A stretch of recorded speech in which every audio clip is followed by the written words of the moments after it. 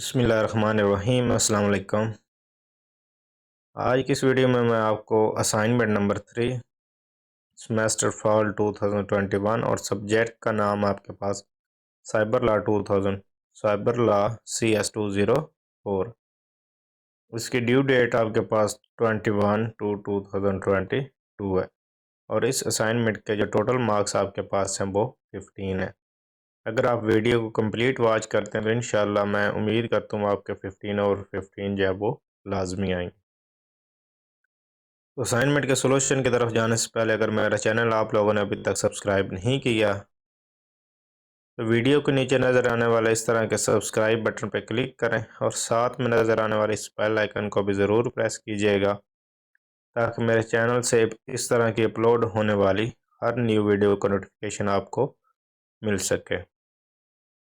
तो काफ़ी ज़्यादा इजी असाइनमेंट आप लोगों की है। इंशाल्लाह उम्मीद करता हूँ आप लोगों को ये असाइनमेंट जो है वो समझ आएगी। तो इस असाइनमेंट के सॉल्यूशन की तरफ जाने से पहले मैं आपको एक चीज़ जो है वो बताता हूँ कि अगर आप लोग चाहते हैं कि ये असाइनमेंट आपको ईज़िली जो है आसानी से समझ आए तो आप लोगों ने क्या करना है कि इंटेलेक्चुअल प्रॉपर्टी राइट्स जो हैं वो आप लोगों ने गूगल पे जाके या फिर आप लोगों की हैंडआउट्स में भी ये गिवन है, इनको अच्छी तरह से रीड करना है। रीड करने के बाद इंशाल्लाह आपको ये जो असाइनमेंट है ये आपको 100% जो है वो समझ भी आएगी और आप 100% करेक्ट आंसर जो है वो आप लोग सबमिट करवा सकेंगे। तो इसमें वो पहले क्वेश्चन में भी यही कहता है कि identify the most suitable intellectual property rights for each of the following case. आपके पास 4 केसेस हैं और इन 4 केसेस के लिए आपने बताना है कि हमारे पास इंटेलेक्चुअल प्रॉपर्टी राइट्स जो है वो कौन सा यूज़ किया जा रहा है या यूज़ हो रहा है।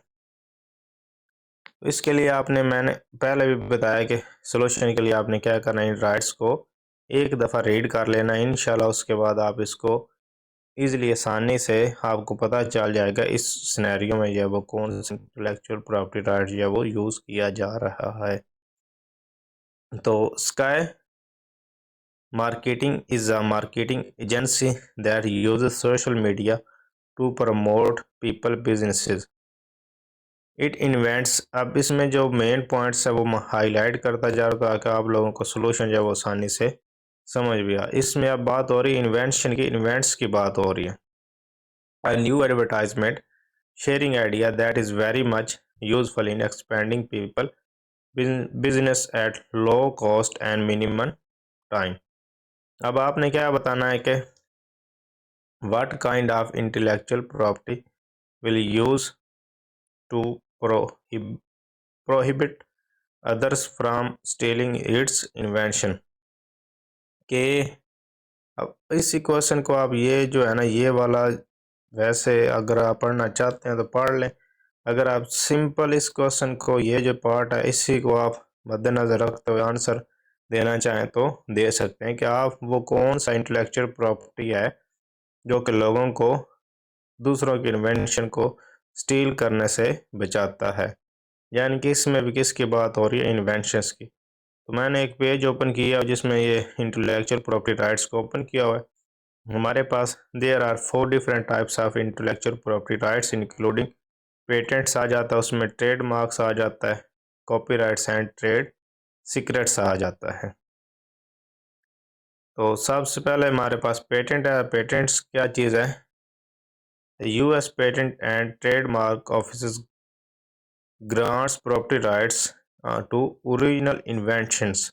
अब इसमें भी किसका जिक्र हो रहा है, इन्वेंशंस का। तो आपको पता चल गया होगा कि हमारे पास जो पहला सिनेरियो है उसमें कौन सा इंटेलेक्चुअल प्रॉपर्टी यूज़ हो रहा है, पेटेंट्स का। तो इस पेटेंट्स को आप इसके नीचे कॉपी करके लिख सकते हैं या वैसे ही आप इसमें शामिल कर सकते हैं पेटेंट्स राइट करके।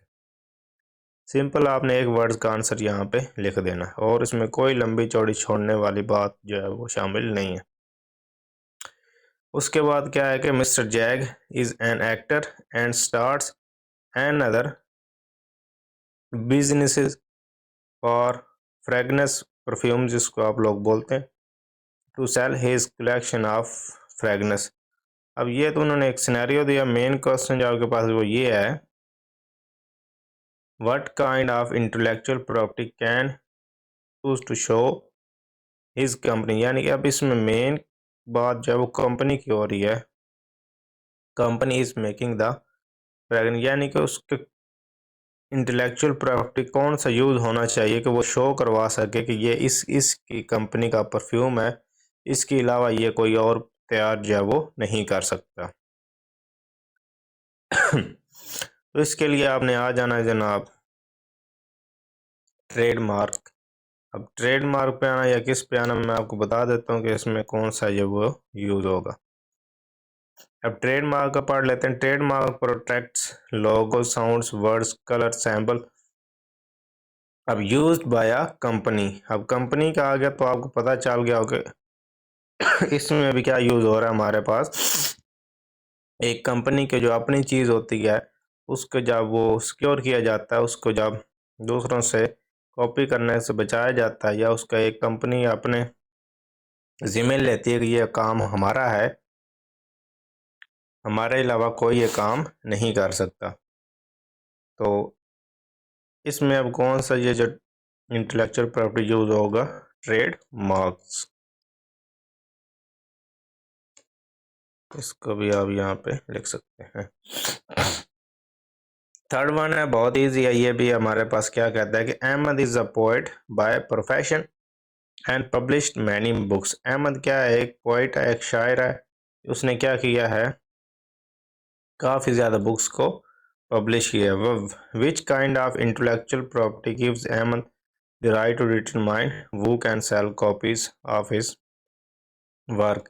ये कौन सा इंटेलेक्चुअल प्रॉपर्टी राइट्स है जो कि अहमद अलाउ करेगा उसके अकॉर्डिंग के उसके जो बुक्स हैं वो कौन कॉपी कर सकता है या कौन उनको कॉपीज या वो सेल कर सकता है। तो इसमें हमारे पास कॉपीराइट सिंपल्स आपको पता चल गया होगा कि हमारे पास कौन सा होगा। Copyrights law protect the rights of original creator, कि हमारे पास ये किसको प्रोटेक्ट करता है, ओरिजिनल क्रिएटर। इसमें भी हमारे पास जो अहमद है वो ओरिजिनल क्रिएटर ही है। हमारे पास इसमें कौन सा प्रॉपर्टी इंटेलेक्चुअल प्रॉपर्टी यूज होगा, कॉपीराइट।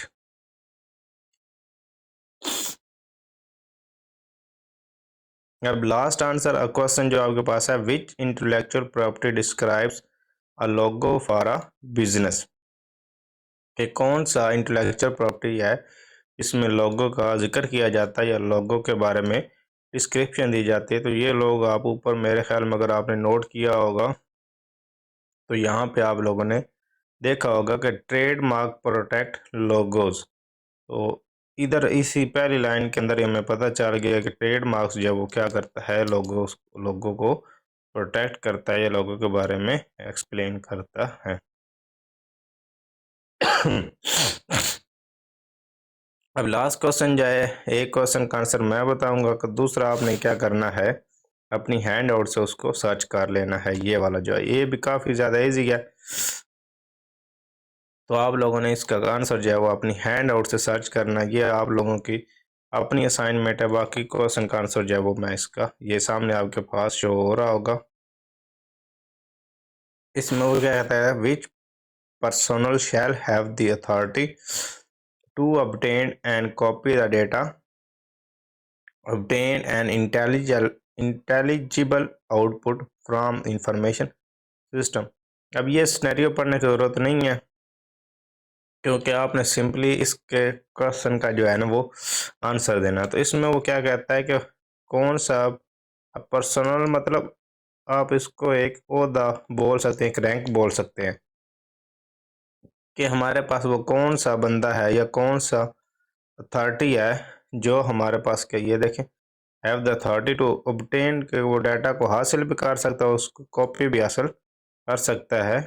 कहाँ से, इंफॉर्मेशन सिस्टम से। तो इसमें हमारे पास अथोराइज्ड पर्सन या अथोराइज्ड ऑफिसर जो है obtain and copy only relevant data, use equipment to make copies and obtain an intelligible output from an information system।